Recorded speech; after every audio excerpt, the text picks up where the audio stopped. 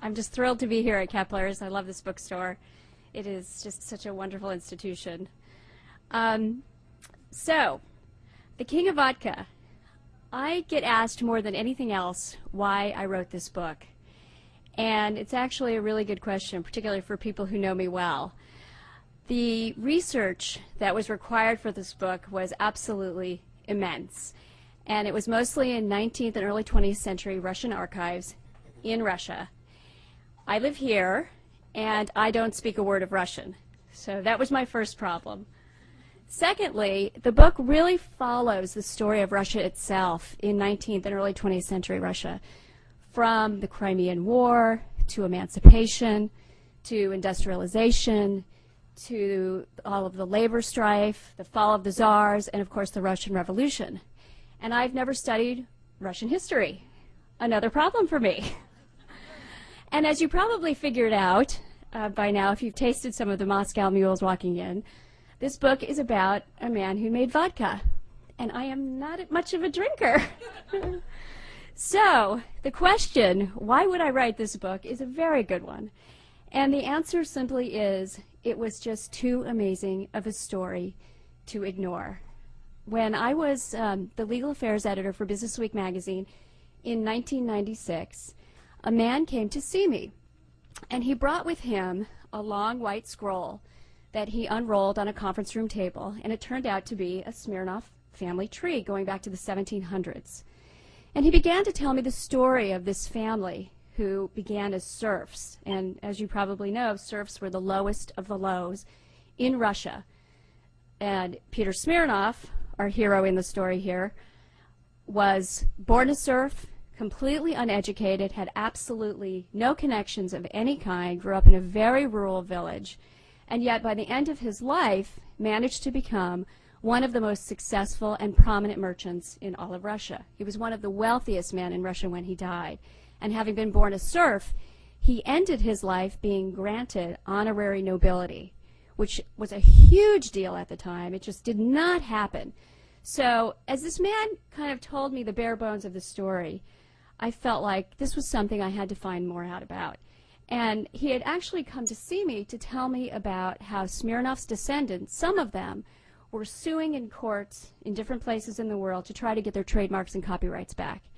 They had felt they'd been taken wrongly from them after the revolution, and after communism fell, they were trying to get them back. So I wrote the story for Business Week, and was just really fascinated by it, and continued to be fascinated and followed the story, but for a while really didn't do a whole lot with it. I moved out here, I became the Silicon Valley bureau chief, I was covering eBay and Yahoo, there were other things happening in my life, but then I read a book that you probably are familiar with called Seabiscuit.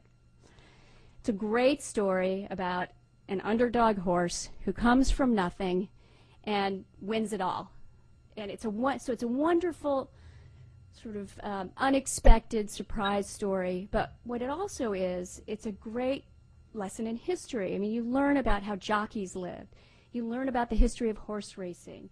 You learn about all kinds of things above and beyond the story itself. And when I read that book, a light bulb went off in my head. And I thought, that's what I want to do with Smirnoff.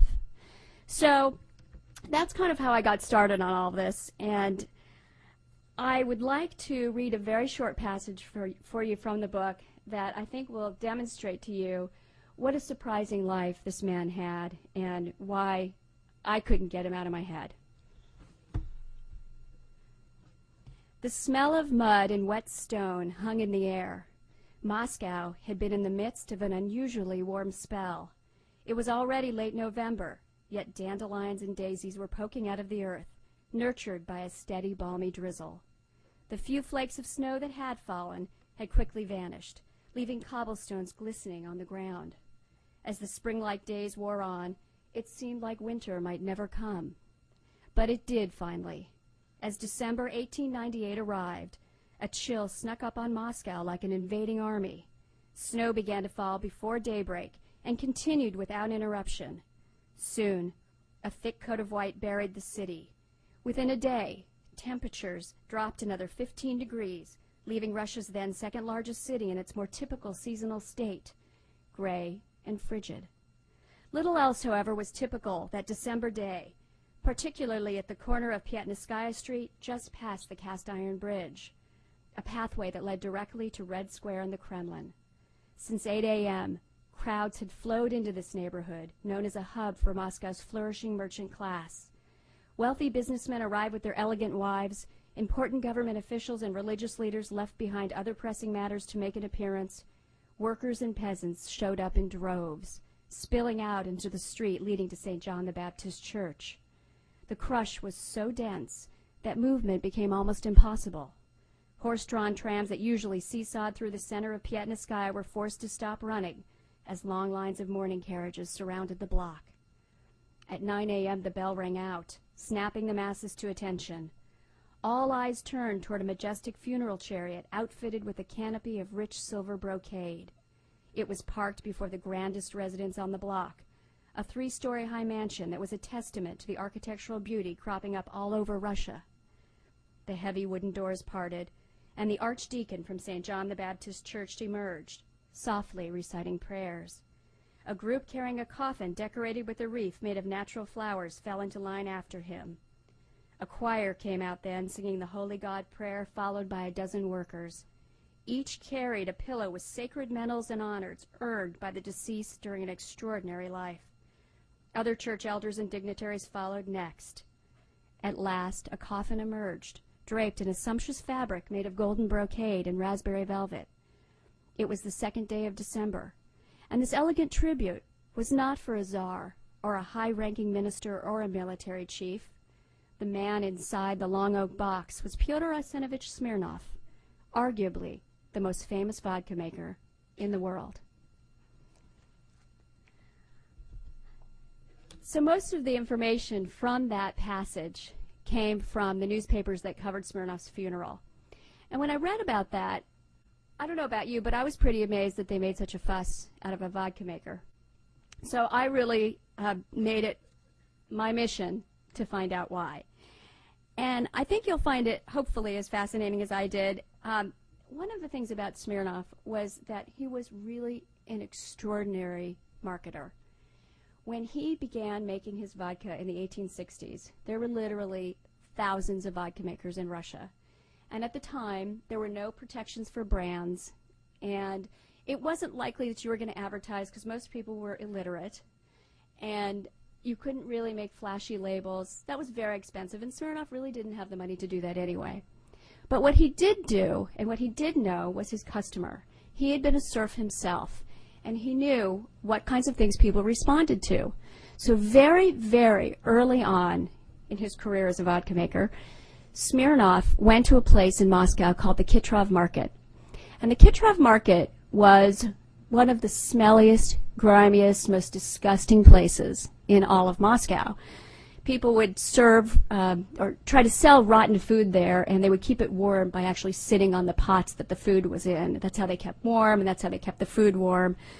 And one of the journalists at the time called it a moving, rotten pit. So you can imagine what this place was like. But Smirnov went there because people also came there to get day labor. And he rounded up 15 men, and he brought them back to his vodka factory. He sat them down at a long table. He gave them food. He gave them vodka. And then he slapped 3 rubles down in front of each man. And he said, here's what I want you to do. I want you to fan out in Moscow and go to the pubs. I want you to walk into the pubs, and I want you to demand Smirnoff vodka. And when the waiter tells you they've never heard of Smirnoff vodka, let me get you something else, I want you to make a scene. And I want you to make a loud scene so that everybody hears you say, how could you possibly not have this extraordinary vodka? This is the best vodka that's being made anywhere. You must serve it. And call the manager in and make sure everybody hears you. Then leave and go to the next pub and repeat the scene all over again. So these men did that. And as the story goes, within literally days, orders for Smirnoff vodka were flowing in. But Smirnoff was smart. He wasn't done. He called the men back to his factory, and he said, okay, Moscow's good, but Russia's a big country. I want you to get on the trains, and I want you to get off at every single stop, and I want you to do the same thing there.